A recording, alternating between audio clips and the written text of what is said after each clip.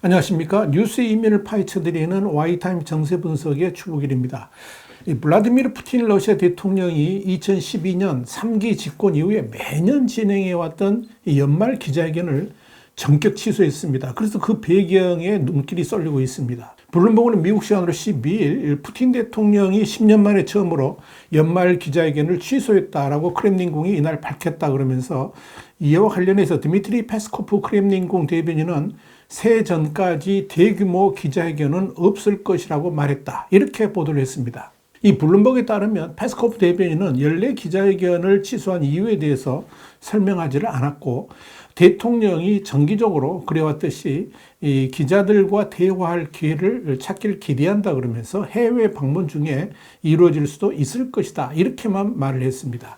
이 푸틴 대통령은 지난 2012년 대통령직에 복귀한 이후에 매년 12월에는 기자회견을 열어서 수백 명의 러시아 국내 기자들은 물론이고 이 외신 기자 대표들을 초청해 가지고 TV로 생중계하는 행사를 진행해 왔었습니다. 이 기자회견에서 푸틴 대통령은 정치, 경제, 사회, 군사, 외교 같은 이 국정 전반에 대한 수많은 질문에 답을 해 왔었습니다. 통상 4시간 정도 이어져서 마라톤 회견이라는 별명이 붙었던 이 기자회견은 푸틴 대통령이 서방을 향해서 이 중요한 메시지를 던지는 창구 역할도 해왔었습니다. 푸틴 대통령은 연말 기자회견뿐만 아니라 통상 연말이나 연초에 진행되는 푸틴 대통령의 대의회 국정연설 일정에 대해서도 함구를 하고 있습니다. 또한 소위 국민과의 대화 스타일로 열리는 행사 역시 이 아직까지 개최 여부에 대해서 전혀 말을 하고 있지를 않습니다. 이 행사 역시 지난 2001년부터 매년 실시해 오던 것이었습니다. 자, 그렇다면 푸틴 대통령 왜 기자들과의 연말 회견을 전격적으로 취소를 했을까요? 블룸버그는 이에 대해서 우크라이나에서 지난 10개월여에 걸친 전쟁에서 러시아군이 패퇴하고 있고 제2차 세계대전 이후에 처음으로 진행된 이 전쟁 동원령에 대한 비판적인 여론 등을 의식해서 기자회견을 피하려는 것으로 보인다. 이렇게 전했습니다. 뉴욕타임스도 12일 미국 시간입니다. 이 푸틴이 서방 세계를 향한 메시지 전달 창구였던 연례 기자회견을 취소한 것은 우크라이나 전쟁으로 러시아군의 사상자가 급증하고 경제가 제재로 흔들리는 등 일련의 좌절이 이어진 것이 원인이다. 이렇게 보도를 했습니다. 뉴욕타임스는 이어서 지금의 러시아 언론 환경은 반 푸틴 세력들을 완전히 문을 닫도록 했고 해외 언론에 대한 탄압도 심해져서 언론의 기반이 지나치게 친푸틴 성향으로 기울어져 있음에도 불구하고 푸틴 대통령에게 뼈아픈 질문을 할 경우에 생겨날 수 있는 문제들을 고려해 가지고 이 연말 기자회견을 전격 취소한 것으로 보인다. 이렇게 분석을 했습니다. 뉴욕타임스는 또 크렘린궁은 외국 방문을 포함해서 정기적으로 언론과 대화한다 그러면서 적당한 해외 방문 시기에 기자들과 대화할 수 있을 것이다. 이렇게 말을 했지만 푸틴의 외국 방문 시 기자들은 풀기자단으로 제한되기 때문에 이 연말 기자회견하고는 성격 자체가 완전히 다르다. 이렇게 설명했습니다. 푸틴 대통령이 기자회견 취소 이유에 대해서 현지 정치학자인 아바스 갈랴모프는 BBC 방송에 이렇게 말을 했습니다. 대통령이 일상적인 일에 관해서는 얘기할 수 있겠지만 국가의 전망과 장기 목표, 발전 전략 등에 대해서는 말할 수 없는 상태다. 이렇게 지적을 했습니다. 그러나 이 푸틴 대통령이 기자회견을 회피하는 가장 근본적인 이유는 소위 특별 군사작전이라고 부르는 우크라이나 전쟁의 진실이 러시아 국민들 앞에 적나라하게 드러나는 것을 원치 않기 때문인 것으로 판단이 됩니다. 푸틴 대통령 불과 며칠 전만 해도 우크라이나를 향한 특별 군사작전은 계획대로 진행되고 있다 그러면서 러시아가 뜻하는 대로 가고 있다 이렇게 주장을 했었죠.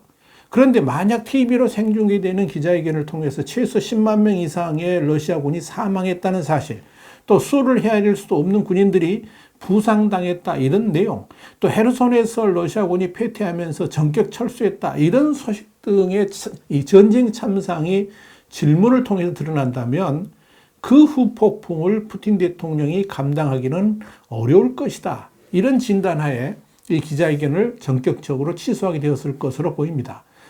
사실 그동안 연말에 진행되던 이 푸틴의 기자회견은 완전한 보여주기식 쇼였습니다. 참석한 기자들은 푸틴의 시선을 사로잡기 위해서 해당 지역 전통 복장을 입고 참석을 했습니다. 또 대형 표지판을 흔들면서 시선 붙들기에 노력을 했었죠. 이런 기자회견은 푸틴 대통령이 러시아 전역에 영향을 미치고 있다는 것을 온 국민들이 다시 한번 확인하게 만들었고, 또 전 국민들의 질문들을 수용하고 또 반영하고 있다는 것을 보여주는 그런 세과시 또는 이미지 메이킹용 행사였다라고 이렇게 볼 수가 있습니다. 그런데 이 우크라이나 전쟁으로 인한 진실은 이 보여주기 행사를 더 이상 진행하지 못하도록 만드는 요인이 됐다, 이렇게 볼 수 있을 겁니다. 자, 그런데 여기서 의문이 남는 것은 푸틴 대통령이 대의회 국정연설 일정마저도 아직 잡지 않고 있다는 점입니다. 기자회견이야 그야말로 기자들이 질문을 하는 것에 대해서 푸틴이 답을 해야 되기 때문에 문제가 생길 여지가 있습니다만은, 의회 연설이야 일방적으로 진행하는 것임에도 불구하고 아직 일정을 잡지 못하고 있다는 점은 여러 의혹을 낳게 만듭니다. 그동안에 푸틴의 의회 연설에는 관리적으로 러시아의 최고 지도부도 함께 참석을 했었습니다. 이렇게 사실상의 러시아 최고 권부 구성원들을 대상으로 새해의 일정과 계획을 발표하는 아주 의미 있는 자리인데, 푸틴 대통령은 기자회견 전격 취소와 함께 이 일정 또한 잡지를 않고 있습니다. 잡지를 않는지 잡지 못하고 있는지 모르겠습니다. 도대체 러시아에 무슨 일이 생긴 것일까요?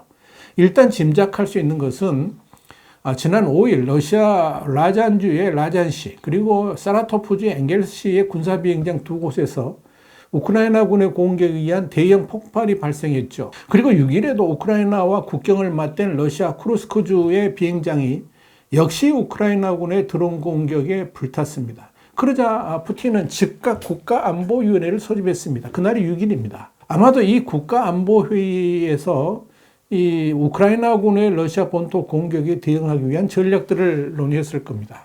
푸틴이 이 국가안보회의를 소집한다고 발표했을 때 러시아 내 분위기는 비장했습니다. 그만큼 살벌했다는 거죠. 그래서 분명히 이 회의에서 뭔가 대단한 결정이 내려질 것으로 봤습니다. 미국도 이 회의 결과에 촉각을 곤두세우면서 러시아 본토 피격에 대한 보복으로 생물학 무기를 사용할 가능성이 있지 않느냐, 이런 의심을 내비쳤었습니다. 그런데 그날 회의 결과는 전혀 공개되지도 않았고, 또한 그날 회의 이후에 국가안보회의 관련 사항은 어디서도 찾아볼 수가 없었습니다. 이건 푸틴이 국가안보회의에 러시아 본토 피격과 관련된 보복책을 꺼냈지만 이 안보회의 구성원들로부터 묵살당했다는 것을 암시합니다. 한마디로 아무런 결론을 내지 못했다는 거죠. 그날 이후에 푸틴은 국가안보회의는 입 밖에도 꺼내지를 않고 또다시 핵전쟁 가능성을 이렇게 꺼내들였습니다. 이 푸틴은 지난 7일 러시아 전국에 방영된 TV 방송에서 핵전쟁 위기가 고조되고 있다 그러면서 우리는 가장 앞선 핵무기들을 갖고 있지만 이를 면도기처럼 휘두르고 싶지는 않다라고 말했습니다. 또 러시아는 미치지 않았다. 우리는 핵무기 사용을 언급한 적이 없다 그러면서 서방이 핵 위협을 가하고 있다라고 주장했죠. 전부 다 거짓말입니다. 불과 며칠 전에도 했던 말들을 또 꺼내든 겁니다. 이건 그만큼 푸틴에게 지금의 전쟁 현실을 돌파할 카드가 없다는 걸 의미하는 거죠. 동시에 러시아 최고 지도부 내에서 푸틴이 이끄는 전쟁의 방향에 대해서 이견이 존재한다는 걸 뜻합니다. 그래서 의회 연설마저 포기했을 가능성이 있다 하는 이야기입니다. 또 하나 생각해 볼 수 있는 것은 2023년에 러시아 정치 및 경제, 외교 전반의 불확실성이 가득해서 푸틴이 뭔가 계획을 제시하기가 힘들기 때문에 아예 연설조차 포기하게 되지 않았을까 하는 의심도 듭니다. 푸틴은 이미 외교적으로 완전 고립 상태죠. 심지어 G20에 푸틴이 참석하지 않은 것은 G20에 가봤자 완전히 왕따를 당할 가능성이 컸기 때문이죠. 심지어 정상들은 푸틴이 올 경우를 대비해가지고 단체 사진조차 찍지 않기로 했습니다. 푸틴과 어깨를 나란히 하기가 싫다는 이유였었습니다. 여기에 러시아 경제는 이제부터 서방 진영의 제재 효과가 본격화되기 시작합니다. 그래서 2023년을 예측하기 어렵다, 이런 이야기들이 나옵니다. 소위 세계 제2의 군사대국이란 말하는 이 러시아가 이젠 탱크조차 만들지 못하는 상황이 되어버렸습니다. 지난 12월 2일 외교 전문지인 파린팔리스는 러시아 제재는 통하고 있다. 러시아의 전쟁 수행 능력은 이미 제한되었다. 그러나 앞으로는 더 나빠질 것이다. 이렇게 전망한 바 있습니다. 자, 이런 상황에서 푸틴이 의회에서 러시아의 미래를 말하는 것 자체가 어불성설이죠. 의회 연설 내용 자체가 불과 몇 달 지나지 않아서 고스란히 족쇄가 돼가지고 자신에게 돌아올 것이기 때문에 그렇습니다. 물론 뻔뻔하게 대국민 세뇌용 발언들만 늘어놓을 수도 있겠지만 그것은 푸틴에 대한 국민적 신뢰가 높을 때나 통용되는 거 아니겠습니까? 자, 이렇게 푸틴은 지금 진퇴양난에 빠져 있습니다. 여기에 권력의 위기까지 그를 조이고 있습니다. 이런 상황을 딱 한마디로 정리한다면 바로 이걸 겁니다. 대략 난감. 와이타임 정세 분석이었습니다. 감사합니다.